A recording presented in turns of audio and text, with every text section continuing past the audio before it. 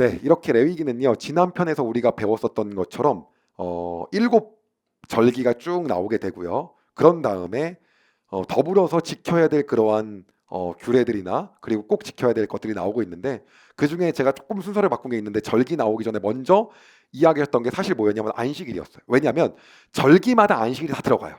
예, 그래서 안식일을 먼저 얘기하셨던 거였고요. 그냥 절기가 쭉 나오고 그 다음에 또 이거 지켜라 저거 지켜라 얘기하시는데, 그 부분들을 우리가 오늘 좀 정리를 해서 보도록 할 거고요. 그런 다음에 이제 마지막으로 하나님이 26장 27절에서 7장에서 우리에게 원하시는 것들을 우리가 한번 보도록 하고, 그리고 대속제일에 대해서 마지막으로 한번 점검하면서 레위기에 대한 전반적인 부분을 마무리할게요. 그런데 결국 레위기는 간단합니다. 하나님은 우리를 구별된 백성으로 살기를 원하시는 거예요. 특별히 어디 가나안 땅에 들어가기 전에 그 훈련을 시키고 싶어 하시는 거죠. 그래서 너네를 이 문화로 살아가라, 너네는 이렇게 살아가라라고 해서 정말 그 거룩한 백성 제사장 나라로 딱 완성하기를 원하시는 것이 하나님의 마음인 거죠. 그래서 레위기에서 받은 대로 이제 뭐 하는 겁니까? 광야를 나서는 게 민수기예요. 그리고 나서고 나서 가는데 또 좌충우돌 하죠, 막. 그래서 마지막에 모세가 죽기 전에 신신당부를 하지 않습니까? 그게 뭡니까? 레위기 재탕이라고 이름을 안 줬더라고요. 신명기. 예. 그래서 레위기를 다시 알기 쉬운 표현으로 또 한 번 얘기합니다. 이거야. 근데 광야 생활을 하면서 조금 바뀌기도 해요. 근데 어쨌든 간에 그 부분을 다시 얘기하면서 너네 이걸 꼭 지켜야 된다 해서 가기 전에 마지막 얘기합니다. 그거를 하고 나서 이제 지도자의 이양이 이어지죠. 그래서 이제 여호수아가 잡고, 그리고 이제 여호수아가 이어가면서, 사실 여호수아는 앞부분 전반부가 싸우는 거고요. 뒷부분은 다 땅 분배예요. 이제 그러면서 이제 레위기 말씀대로 정말 이 백성들이 살아가는지가 그 다음부터 이어지는 거가 핵심이 되는 거죠. 그래서 결론은 이제 이 거룩한 삶으로서의 하나님이 살기를 원하는 그 백성들 가운데 하나님이 원하시는 그 마음들을 우리가 이제 마지막까지 한번 보면 좋을 것 같습니다. 자, 안식일인데 안식일도 결국 뭐예요? 기억이요, 기억. 하나님을 기억하라는 거예요. 뭘 기억합니까? 금요일 해질 때부터 토요일 해지기 전까지 어떠한 일도 하지 않으며 시간과 노동을 하나님께 봉헌하는 거예요. 그래서 이게 안식일입니다. 그래서 무슨 안식일 무슨 교회는 토요일 날 예배를 드리죠. 가라는 얘기가 아니고요. 그래서 제가 한번 유래를 알아봤습니다. 도대체 이 안식일에서 주일 예배로 언제부터 바뀌었나? 근데 이제 초대교회 때는요, 안식일도 지키고 주일도 지킵니다. 그러면서 점점 바뀌어갑니다. 왜냐면 이제 그때는 유태인 중심이었으니까. 그때는 베드로도 정신이 없었잖아요. 막 이방인하고 막 같이 앉으면 안 되니까 막 앉아서 막 먹고 있다가 막 다른 유태인들 들어오니까 아니야 막 이러고 막 이런 정신 없었던 시절이었기 때문에 당연히 이제 처음에 이제 막 예수 그리스도로 온전하게 다 됐다는데 이게 쉬워지지가 않는 거예요. 정말이야? 이게 정말 맞아? 뭔가를 해야 될 것 같고 그게 아닌데, 그래서 그거의 끝판을 바울이 찍죠. 아니야 막 베드로한테도 뭐라고 하잖아요. 정신 나갔냐? 그래서 그게 이제 신약에 쭉 나오는 게 이제 그 모습입니다. 자, 이거고요. 그 다음에 하나님께서는 6일 동안 천지를 창조하시고 7일째 된 날에 쉬셨기 때문에 이 날을 기념하는 거죠. 출애굽기 20장 8절에서 11절이고요. 제가 한번 읽어드리겠습니다. 안식일을 기억하여 거룩하게 지키라. 엿새 동안은 힘써 내 모든 일을 할 것이나 일곱째 날은 내 하나님 여호와의 안식일인즉 너나 내 아들이나 내 딸이나 내 남종이나 내 여종이나 내 가축이나 내 문 안에 머무는 객이라도 아무 일도 하지 말라. 이는 엿새 동안 나 여호와가 하늘과 땅과 바다와 그 가운데 모든 것을 만들고 일곱째 날에 쉬었습니다. 그러므로 나 여호와가 안식일을 복되게 하여 그날을 거룩하게 하였느니라. 세 번째는 뭐가 있냐면 안식일의 의미는요, 이집트에서 종이 되었을 때 하나님께서 이스라엘 백성을 이집트에서 인도하신 것을 기념합니다. 자, 신명기 5장 15절이고요. 제가 한번 읽어드리겠습니다. 신명기 5장 15절입니다. 너는 기억하라. 내가 애굽 땅에서 종이 되었더니 내 하나님 여호와가 강한 손과 편팔로 거기서 너를 인도하여 내었나니 그러므로 내 하나님 여호와가 내게 명령하여 안식일을 지키라 하느니라. 이 날 뭘 기억하라는 거예요? 이집트에서 너희를 인도한 그 내가 강한 손과 팔을 펴서 너를 인도했다는 걸 기억하라는 거예요. 이 날 뭐예요? 그러니까 안식일은 뭐예요? 기억이요, 기억이요. 네, 이게 바로 핵심인 거예요. 그러니까 우리는 주일날 뭐예요? 빨간 날이나 하루 쉬는 이거가 아니라, 이게 아니라는 거죠. 자, 그 다음입니다. 네 번째는 그리고 대부분의 절기들이 안식일을 포함해서 이때는 안식일로 지켜라, 이때는 안식일로 지켜라, 이때는 뭐 그 무교절의 맨 앞에 안식일, 뒷날로 안식일이다, 이때 노동 안 하는 거다, 이때 쉬는 거다라고 얘기하잖아요. 예, 대부분의 안식일이 각 절기에 다 들어가 있습니다.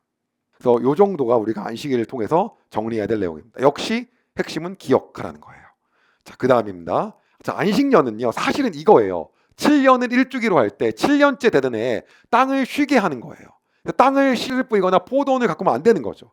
근데 이거를 알려드릴게요. 이거를 지킵니다. 지키는데 이 풍습이요, 어디로 가냐면 유태인들의 대학교로 가요. 대학교로 가서 그게 미국으로 갑니다.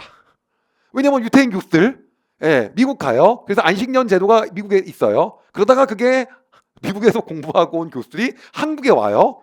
그래서 갑자기 우리 교수님 이번에 안식년인데 전 처음에 무슨 다 교회 다닌다 그랬어요. 그게 뭐냐면, 예, 이게 뭐 과정이 복잡했지만 단순화시키면, 예, 그래서 다 안식년에서 크리스찬이 아닌데 레위기를 읽지 않았는데 안식년을 알아 막 사람들이. 예, 그게 이 처음에 이렇게 된 거라는 거예요. 그건 물론 여기다 쓰지 않았습니다. 중요하지 않으니까. 그다음 두 번째는 추수하다가 땅에 떨어져 저절로 자라는 것은 거두면 안 되는 거예요. 그러니까 내 노력으로 아닌 모든 것들을 싹 거두지 않는 거예요. 이때는 다 냅두는 겁니다. 저거 내가 완전 그냥 공짜인데 냅두라는 거예요. 하나도 그 땅에 있는 거 거두지 말라는 겁니다. 세 번째, 가난한 사람들, 종, 품꾼, 그 땅에서 사는 외국인들, 가축들의 경우 그 해에는 그 땅에서 나는 무엇인지 먹을 수 있는 거예요. 이거 뭐예요? 얘네 가서 다 먹으라는 거예요. 다. 너는 손대지 말고. 그럼 저는 주인인데 저는 어떻게 합니까? 그것까지 하나님이 얘기하세요. 근데 그래서 이거 두라고 하는 거예요. 이거를 이스라엘이 진짜 못 지켜요. 이게 쉽겠냐고요. 이건 정말 하나님에 대한 신뢰거든요. 이것도 여호와를 기억하는 하나님 살아계시다. 기억하는 거예요. 그분이 우리의 하나님이다. 그래서 어떻게 하냐면 안식년에는 그럼 무엇을 먹을까요? 써놨잖아요. 제가요. 뭐냐면 성경에 이렇게 나옵니다. 안식년 전 6째 되던 해 7년째니까 하나님께서 큰 복을 주셔서 3년 동안에 먹을 작물을 거두게 하십니다. 그러니까는 안식년 좋고요. 그 다음에 한 해 쉬었으니까는 씨를 안 뿌렸는데 씨 뿌릴 때도 먹을 거 있고 그 다음에 해 거둘 때까지 계속 있는 거예요. 묵은 작물이 있는 거죠. 이건 뭐예요? 만나와 같은 거죠. 내일도 나에게 주실 하나님을 신뢰하는 거예요. 이게 하나님이 허락하신 안식년이에요. 다섯 번째는 7년째 내 마음대로 내 땅을 사용하지 않음을 통해서 모든 땅이 하나님의 소유입니다. 이게 내 땅이니까 7년째도 내가 수확하겠습니다가 아니라 이때 쉬면서 내 모든 게 하나님의 것입니다라는 걸 인정하는 겁니다. 그러니까 우리도 주일에 그 교회 나갈 때 우리의 마음이 하나님 내 모든 삶이 내가 통제할 수 있는 것이 아니고 내 모든 시간이 나의 것이 아님을 하나님께 인정해야 돼요. 네, 그거를 하나님께 드려야 되는 겁니다. 하나님 그렸을 때 하나님의 방법대로 하나님 역사하시는 거예요. 자, 그래서 이 5가지 안식년 정리를 했고요.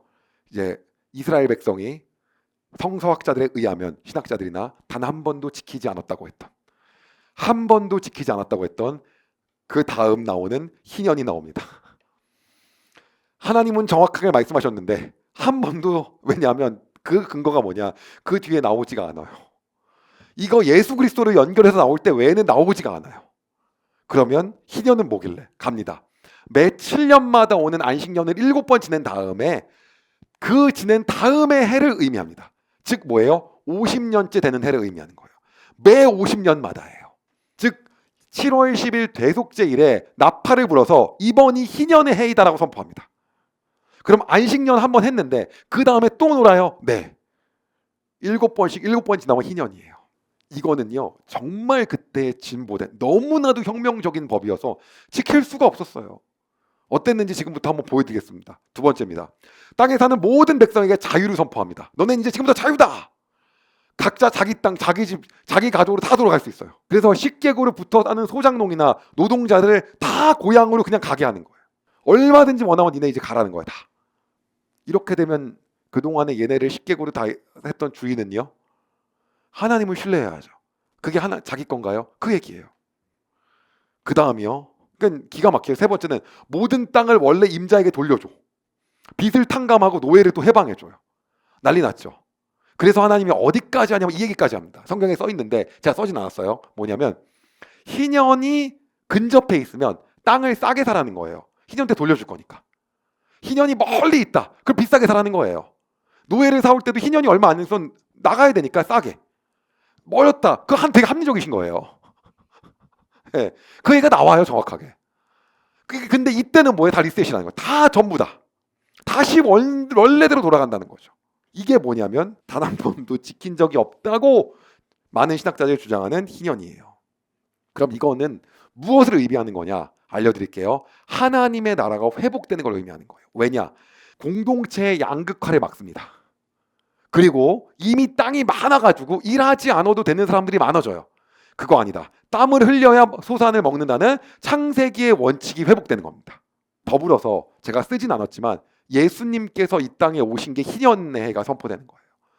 뭐냐면 우리의 모든 죄와 그리고 모든 우리 안에 있었던 묶여있던 것들이 한 방에 다 해결되는 거예요. 다 풀리고, 그를 통해서. 그래서 부자나 나그네나, 그래서 누가가 뭐라고 합니까? 누가복음에서 보면은 부자나 가난한 사람 관계없이 천국을 다 동일하게 가는 거예요. 그분이 오고 나서 이제 그 신분에 대한 모든 것들이 다 해결되는 겁니다. 그게 뭐예요?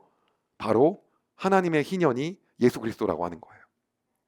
그리고 이제 그 뒤에 레위기 이후에 희년이 지켜졌다. 50년에 와서 모든 노예가 해방되고 모두가 원래 하나님의 원래 모습대로 회복되며 그리하여서 공동체의 양극화가 없어지고 부자나 가난한 사람이 없어지며 부자는 여전히 부자이지만 그럼에도 불구하고 가난한 사람도 다시금 회복해서 살 수 있고 노예도 일반인으로 살 수 있는 기회가 주어졌으며 그를 통해서 다시 부자도 다시 땀 흘리고 가꿔야 되는 그러한 시기가 왔으며 그리하여서 하나님이 이 땅을 창조한 본래의 모습대로 50년마다 회복되었더라가 한 번도 안 나와요. 그 누가 하겠습니까? 안 나와요 그게요. 그런데 이때도 하나님의 마음이 이거였다는 거죠. 우리가 이 희년을 보면서 어찌 보면 다시 한번 좀 생각해 봐야 될 게 있어요. 뭐냐면 다 내가 어떻게 벌었는데 내가 어떻게 했는데 그러기 때문에 이게 희년이 될 수가 없는 거죠. 내가 이걸 어떻게 했는데 내가 이걸 어떻게 모았는데 내가 이걸 뭐 했는데 그리고 언덧 우리의 삶에 오히려 땀 흘리지 않고 노동하지 않고 돈을 버는 게 대단한 사람이 되어버리고 그리고 그게 능력 있는 걸로 사회가 바뀌었어요. 네. 그래서 제가 동기부여 자기개발 강의할 때 맨날 뭐 했냐면 이 얘기만 했어요. 부자가 돼갖고 놀고 먹을 생각하신 분은 이미 될 자격도 없고 될 수도 없고 되더라도 틀렸다. 더 열심히 일하게 된다. 아무리 얘기해도 무슨 말인지 들을 수도 없고 이해할 수도 없고 돼본 적도 없고. 예. 근데 그게 어떤 거냐면요. 하나님이 이 세상을 만드신 원칙은 모두가 행복하게 그 사회주의가 아니에요. 그 안에서. 왜냐하면 이거를 뭐라고 했냐면 지금 봐보세요. 여기요. 모든 이 땅을 돌려주는 게 어떤 거냐면 원래 하나님이 땅은 못 팔게 했어요. 원래는요. 근데 그거를 갖다가 어쩔 수 없이 팔았단 말이에요. 그럼 그 사람한테 다시 기회를 주라는 거예요. 이거를. 다시 그런 얘기인 거예요. 이게. 그 빚도 탕감해주고 노예를 해방해주고 그렇다고 해서 이 부자가 그럼 부자가 아니고 가난하게 바뀝니까? 아니 여전히 부자예요. 이거 해도 부자예요. 근데 하나님이 원하시는 삶이 뭐냐면 두 글자로 자족이에요. 자족. 네가 5억 갖고 있냐? 5억 풀로 살지 마라. 네가 10억 갖고 있냐? 10억을 풀로 해가지고 다 살지 말아라. 100억 갖고 있냐? 100억의 삶을 다 즐기지 마라. 자족하고 살라는 거예요. 근데 우리 어떻게 사는 줄 아십니까? 풀로 다 오히려 뭐요? 그냥 용어가 풀 레버리지. 더해서 더 땡겨. 그거예요. 물론 성경에서 이렇게 얘기하지만 주식을 할 거면 전체 금액의 15%만 하거나. 근데 우리 어떻게 해요? 전체 액수의 5배를 더해서 막 써서 자족을 얘기하는 거예요. 자족이요. 그거 너가 이렇게 있지만 이만큼 누려라. 얘기하는 거 그거예요. 근데 자족은 뭐예요? 우리는 오늘도 이 순간에도 뭐예요? 인스타에다가 내가 어떻게 여러분 참 놀라운 게 무엇입니까? 돈 벌어도요 그렇게 못 살아요. 그거 가짜예요. 있는 사람이 말하니까 좀 믿으세요. 예. 그렇게 살려면 어떻게 해야 정말 그 삶이 진짜 그렇게 못 사는 삶, 그렇게 매일 라이프를 못 살아요. 그러니까 어느 정도 돈이 있어야 그렇게 삽니까? 제가 한번 계산해봤어요. 거기 인스타에서 그 사람이 올리는 삶을 매일마다 그렇게 산다고 할 때 뭐 페라리도 리스고 뭐라 다 람보르기니 리스 때리고 나서 아침마다 저녁까지 미슐랭 먹고 맨날 5성급 호텔에 살고 이걸 한번 계산해봤어요. 제가 한번 해봤더니 솔직히 말할게요. 한 달에 1억을 벌어도 못 살아요. 그렇게요. 예, 진짜로요. 그럼 못 산다는 얘기잖아요. 솔직히 말하면 다 99.999%가 못 산다는 얘기잖아요. 한 달에 1억을 벌어도 못 사니까요. 세금 50%잖아요. 1억 벌면 못 살아요. 그러니까 그게 다 뭐예요? 근데 우리는 그걸 보면서 나도 저 삶 저러고 있는 거예요. 하나님 근데 오늘 말하시고 싶은 건 그거랑 정반대예요. 자족이에요. 네, 자족이에요. 자족이요. 이게 성경적이라는 거예요. 조금 더 나눠주고 좀 덜 먹고 네가 좀 덜 가져가고 좀 손해보고 예, 다 아득바득하지 말고 어느 정도로 좀 절충해주고 이거를 얘기하시는 거예요. 근데 우리의 삶 가운데 있는 것까지 끌어모아서 하려고 했던 모습이 있다고 한다면 그래서 쟤는 저렇게 해갖고 몇 배를 끌어모아갖고 뭘 샀는데 잘 됐대 그거 부러워하고 있다고 한다면 우리가 다시 한번 이 레위기를 통해서 이 희년 안식년과 희년을 통해서 한번 돌아봐야 된다. 이게 다시 우리에게 그러니까 세상의 기준하고는 계속 맞지 않습니다. 성경적으로 하나님께서 우리에게 이야기하시는 거예요. 우리는 하나님의 나라의 기준에 맞는 정체성으로 한번 살아봅시다. 네, 진짜. 그래서 다르게 우리가 한번 살아봅시다. 오늘도 그 삶을 살 수 있는 여러분의 삶을 정말 기도하며 그 삶을 도전합니다. 제가 기도하고 마무리하겠습니다. 하나님, 안식일과 안식년 그리고 희년을 통하여 하나님 우리 가운데 모든 걸 다 가득가득 채워서 최대 효율로 다 긁어 모아서 레버리지 하라는 것이 아니라 우리의 삶 가운데 중요한 것은 자족하는 삶이라는 것들에 대해서 다시 한번 우리가 봤습니다.